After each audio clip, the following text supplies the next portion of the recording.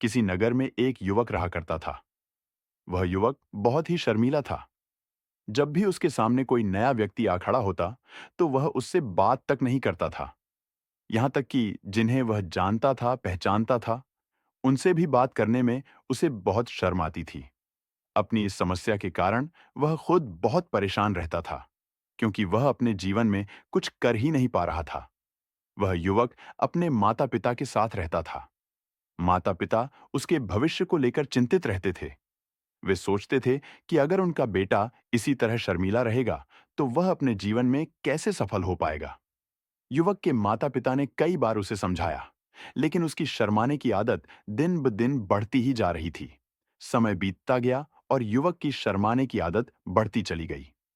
उसके स्कूल में भी उसे बहुत दिक्कतों का सामना करना पड़ता था। वह अपने सहपाठियों से बात नहीं कर पाता था, टीचर से सवाल नहीं पूछ पाता था। इसी कारण उसकी पढ़ाई पर भी असर पड़ने लगा। उसके सहपाठी उसे चिढ़ाने लगे, जिससे वह और भी अधिक शर्मीला हो गया। एक दिन स्कूल में एक कार्यक्रम आयोजित किया गया।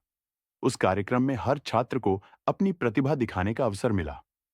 युवक ने भी सोचा कि वह अपनी प्रतिभा दिखाएगा, लेकिन जब मंच पर जाने का समय आया, तो उसकी जुबान बंद हो गई। वह कुछ भी नहीं बोल पाया और शर्मिंदा होकर मंच से उतर गया। एक दिन युवक अपने शहर के बाजार में घूम रहा था। वहां उसकी मुलाकात एक बौद्ध भिक्षु से हुई।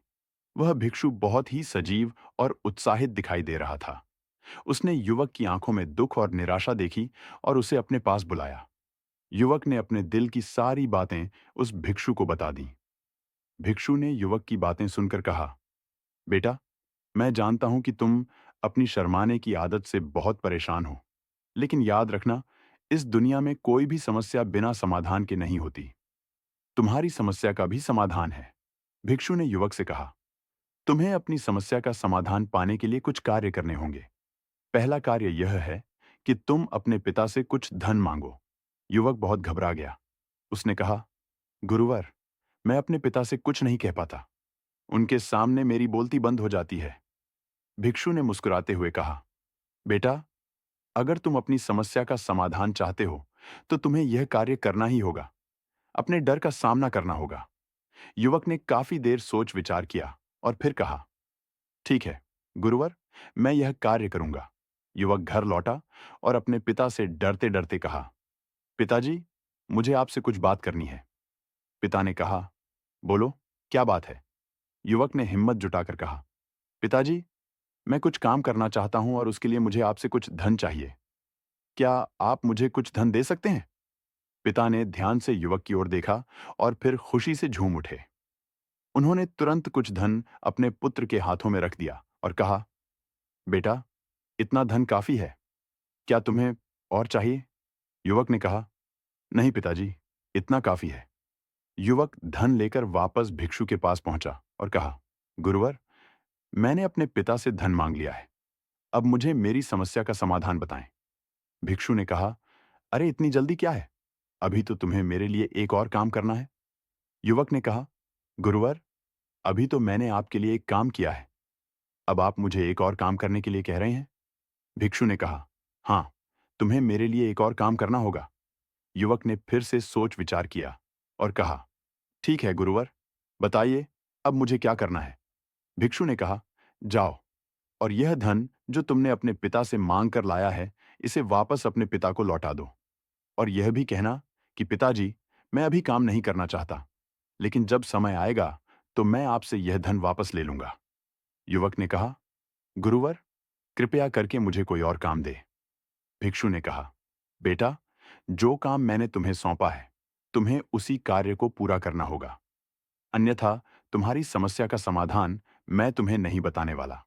युवक ने काफी देर सोच विचार करने के बाद कहा, ठीक है, गुरुवर, मैं वापस जाता हूं और यह धन लौटा कर आता हूं। युवक तुरंत दौड़ा दौड़ा अपने पिता के पास लौटा और कहा, पिताजी, मैं यह धन अभी नहीं लेना चाहता। अभी यह धन आप मुझसे वापस ले लीजिए। जब मुझे कोई काम पड़ेगा, तो मैं आपसे यह धन वापस ले लूंगा। पिता ने युवक की तरफ घूर घूर कर देखा और फिर मुस्कुराते हुए कहा, बेटा, मैं समझता हूं कि किसी भी काम को शुरू करने से पहले हमें उसके बारे में जानकारी इकट्ठा करनी चाहिए। मुझे बहुत खुशी है कि तुमने यह सही निर्णय लिया है। जब तुम्हें यह समझ में आ जाए कि जो कार्य तुम करने जा रहे हो, वह तुम्हारे लिए उचित है, तब तुम चाहो तो मैं तुम्हें यह धन वापस लौटा दूंगा। युवक अपने पिता की बातें सुनकर बहुत प्रसन्न हुआ। उसने यह तो उम्मीद तक नहीं की थी कि उसके पिता हंसकर उसे इस तरह से सारी बातें समझाएंगे। वह मन ही मन बहुत खुश हुआ और अपने पिता को गले से लगा लिया। भाग युवक वापस भिक्षु के पास लौटा और कहा, गुरुवर, जैसा आपने कहा था, मैंने बिल्कुल वैसा ही किया है। मैंने धन अपने पिता को वापस कर दिया है। अब तो कृपया करके मुझे मेरी समस्या का समाधान बताइए। भिक्षु ने मुस्कुराते हुए कहा, बेटा, अभी तो तुम्हें मेरे लिए एक और काम करना ही पड़ेगा। युवक ने कहा, गुरुवर, आप आखिर मुझसे बार बार इस तरह से काम क्यों करवा रहे हैं? क्या आपके पास मेरी समस्या का कोई समाधान नहीं है? भिक्षु ने कहा, बेटा, बस यह आखिरी काम है और यह बहुत सरल भी है। तुम जैसे ही इस कार्य को पूरा करोगे, मैं तुम्हें वचन देता हूं कि मैं तुम्हारी समस्या का समाधान तुम्हें अवश्य बताऊंगा। युवक ने कहा, ठीक है, गुरुवर, बताइए, अब मुझे क्या करना है? भिक्षु ने एक मूर्ति निकालकर युवक के हाथ में थमा दी और कहा, बेटा, तुम्हें इसे बाजार में ले जाना है, इसे बेचना है और इसके बदले में तुम्हें 100 सोने के सिक्के लेकर आने हैं। जब तुम यह करने में सफल हो जाओगे, तभी मैं तुम्हें तुम्हारी समस्या का समाधान बताऊंगा। भाग 9। मूर्ति की विशेषता। युवक ने मूर्ति को ध्यान से देखा और कहा, गुरुवर, यह तो बड़ी ही साधारण सी मूर्ति लग रही है। इसके लिए भला 100 सोने के सिक्के मुझे कौन देगा? भिक्षु ने कहा, बेटा, मैंने जो तुम्हें काम सौंपा है, अगर तुम उसे पूरा करोगे, तभी तुम्हें तुम्हारी समस्या का समाधान मिल पाएगा। अन्यथा तुम चाहो तो अपने घर लौट सकते हो। युवक ने कहा, ठीक है गुरुवर, मैं यह काम करूंगा। युवक बाजार पहुंचा और एक जगह चुपचाप मूर्ति को लेकर खड़ा हो गया। उसने सोचा कि कोई आएगा और मूर्ति के बारे में पूछेगा, तब वह मूर्ति के लिए 100 सोने के सिक्के की मांग करेगा। काफी समय बीत गया, लेकिन कोई भी व्यक्ति उसके पास नहीं आया। उसने देखा कि लोग चिल्ला चिल्ला कर अपने सामानों को बेच रहे थे। उसने भी सोचा कि उसे भी जोर जोर से आवाज लगानी होगी। युवक ने चिल्लाना शुरू किया, लेकिन वह इतनी जोर से नहीं चिल्ला रहा था। उसकी आवाज उसे खुद तक सुनाई नहीं पड़ रही थी। तो भला उसकी आवाज को दूसरे कैसे सुनते? जिस कारण उसे कोई भी व्यक्ति खरीदने के लिए तैयार नहीं था। धीरे धीरे शाम का समय हो चुका था और उस व्यक्ति को यह डर था कि कहीं वह बौद्ध भिक्षु वहां से कहीं चला ना जाए, अन्यथा उसे उसकी समस्या का समाधान कौन देगा? यह सोचकर उसने जोर जोर से आवाज लगानी शुरू की कि 100 सोने के सिक्के में यह मूर्ति ले लो। उसकी आवाज सुनकर लोग उसके पास आने लगे और उससे यह सवाल करने लगे, इस मूर्ति में ऐसा क्या है जो तुम इसके लिए 100 सोने के सिक्कों की मांग रहे हो? इसके अंदर ऐसा कुछ तो खास होगा ही। युवक काफी देर सोच विचार कर उस युवक से कहता है, नहीं नहीं, मुझे कुछ नहीं पता। मैं तो बस यह मूर्ति यहां पर बेचने आया हूं। तभी उसमें से एक युवक उस युवक से कहता है, अगर ऐसी बात है तो इस मूर्ति को कोई नहीं खरीदने वाला। आखिर इस मूर्ति में ऐसा क्या खास है जिसके लिए तुम सोने के सिक्के की मांग कर रहे हो? यह तो तुम्हें बताना ही पड़ेगा। धीरे धीरे कई लोग उसके पास आए और सभी ने बस एक ही सवाल किया, आखिर इस मूर्ति में ऐसा क्या खास है? ऐसी क्या बात है जिसके लिए तुम सोने के सिक्के की मांग कर रहे? उस युवक ने उससे बातचीत की, उन्हें समझाने की कोशिश की, कई प्रयत्न किए, लेकिन कोई भी उस मूर्ति को सोने के सिक्के देकर खरीदने के लिए तैयार नहीं था। वह निराश हो गया। उसे कुछ समझ नहीं आ रहा था कि वह क्या करे। तभी बाजार में उसने देखा कि कुछ लोग अपने सामानों की खासियत बता रहे हैं। उसे बेचने के लिए उसकी खास खास बातों के बारे में लोगों को समझा रहे हैं।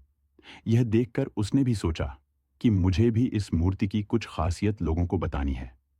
उसने फिर एक बार जोर जोर से आवाज लगानी शुरू की, समस्या का समाधान निकालने वाली मेरी गुरु की इकलौती मूर्ति, जो इस दुनिया में केवल एक ही है जिसके पास भी यह मूर्ति होगी। उसके घर में कोई समस्या नहीं होगी। यह मूर्ति उस समस्या का ऐस-धान तुम्हें अवश्य बताएगी। यह सुनकर लोग उसके पास पहुंचने लगे और उसे यह सवाल करने लगे, क्या सच में यह मूर्ति जिसके पास होगी, उसके पास कोई समस्या नहीं होगी? क्या सच में ये सभी समस्याओं का समाधान करती है? उसका जवाब देते हुए युवक कहता है, हाँ, सभी समस्याओं का समाधान कर देती है। यदि आप इस मूर्ति को ले जाते हैं, आपके घर में कोई भी समस्या होगी, तो उसका समाधान यह आपको अवश्य बताएगी। चाहे कोई भी समस्या हो, कैसी भी समस्या हो, कैसी भी परिस्थिति हो, आपको इसका समाधान अवश्य मिलेगा। इतना सुनने के बाद अब वही एक मूर्ति सबको चाहिए थी। उस मूर्ति के दाम लगाने लगे। कोई उसे 200 सोने के सिक्के, तो कोई 400, कोई 6-7, तो कोई 1 हज़ सोने के सिक्के देने के लिए तैयार था। उस मूर्ति की कीमत लगातार बढ़ती जा रही थी। जैसे जैसे लोगों को पता चलता जा रहा था कि यह मूर्ति लोगों की समस्या का समाधान करती है, लोग उसे किसी भी कीमत पर खरीदने के लिए तैयार हो गए। अब वह युवक भी आत्मविश्वास के साथ और जोर से चिल्ला रहा था। लोगों को उस मूर्ति के बारे में समझा रहा था, बता रहा था। अब उसके मन में कोई डर नहीं था। वह लोगों को उस मूर्ति के बारे में पूरे आत्मविश्वास के साथ, बिना घबराए, उस मूर्ति की खासियत बताने में लगा हुआ था, जिसके कारण लोग उस पर भरोसा कर रहे थे। और वह भरोसा लोगों की नजरों में नजर भी आ रहा था। जैसे जैसे अंधेरा होता गया, लेकिन लोगों की भीड़ कम होने का नाम ही नहीं ले रही थी। लोग उस मूर्ति को खरीदना चाहते थे। उस युवक ने जोर से आवाज लगाई कि मुझे क्षमा करें, यह मेरे गुरु की मूर्ति है और मैं इसे बेचना नहीं चाहता। इतना कहकर वह युवक उस मूर्ति को लेकर वापस खाली हाथ लौट आया और उन गुरुवर के पास पहुंचा और उन गुरुवार से कहने लगा, हे गुरुदेव, आपका बहुत बहुत धन्यवाद। इस मूर्ति ने मेरी समस्या का समाधान कर दिया। मुझे समझ में आ गया कि मेरी क्या समस्या थी। हालांकि मैं इसे बेचकर सोने के सिक्के तो आपके लिए नहीं ला पाया, लेकिन मुझे मेरी समस्या का समाधान अवश्य मिल गया। आपका बहुत बहुत धन्यवाद। इस बात को सुनकर बौद्ध भिक्षु उस युवक से कहते हैं, बेटा, मैंने तुम्हारी समस्या का समाधान नहीं किया है। तुमने तो खुद ही अपनी समस्या का समाधान किया। अपनी समस्या तुमने खुद ही सुलझा ली है। तुम्हारे मन में हजारों सवाल थे। मैं ये करूंगा तो लोग मेरे बारे में क्या सोचेंगे? यदि मैं अपना मुंह खोलूंगा तो लोग मेरे पर हंसे। यदि मैंने मुंह खोला तो मैं कुछ गलत ही करूंगा। ऐसे कई सारे विचार तुम्हारे मन में थे। ऐसे कई सारे डर तुमने अपने मन में पाल रखे थे। लेकिन जब इस मूर्ति के बेचने के दौरान तुमने उन हजारों लोगों का सामना किया, उनके सामने खुलकर अपनी बात रखी, उनके सामने खुलकर वह कहा जो तुम्हें कहना था, तो तुम्हारे मन का डर खुद खुद समाप्त हो गया। जिसे तुम शर्मा ना कहते थे, वह अपने आप ही तुम्हारे भीतर से कहीं गायब हो गया। युवक अपने गुरु की यह बात सुनकर अपने गुरुवार से कहता है, गुरुवर, आप सही कहते हैं। आपने आज मेरे मन में वह विश्वास जगा दिया है जिसे मैं अब अपने जीवन में कुछ भी हासिल कर सकता हूं। आपका बहुत बहुत धन्यवाद। डर को धीरे धीरे खत्म करने से ना ही आपको शर्म आएगी और ना ही डर लगेगा। और जब आपके भीतर का डर हमेशा के लिए समाप्त हो जाएगा, तो आप अपने जीवन में जो भी कुछ करना चाहते हैं, जो भी कुछ पाना चाहते हैं, उसका रास्ता आपके खुद के पास है। बस आपको उसे पर चलना आना चाहिए। मंजिल अपने आप मिल जाएगी। दोस्तों, मेरा आपसे एक निवेदन है, ऐसी कहानी सुनाने के लिए चैनल को सब्सक्राइब कर लीजिए और बेल आइकन को प्रेस कर लें। अगर आपको इस कहानी के प्रति कोई भी प्रश्न है, तो आप हमें कमेंट बॉक्स में बता सकते हैं। धन्यवाद।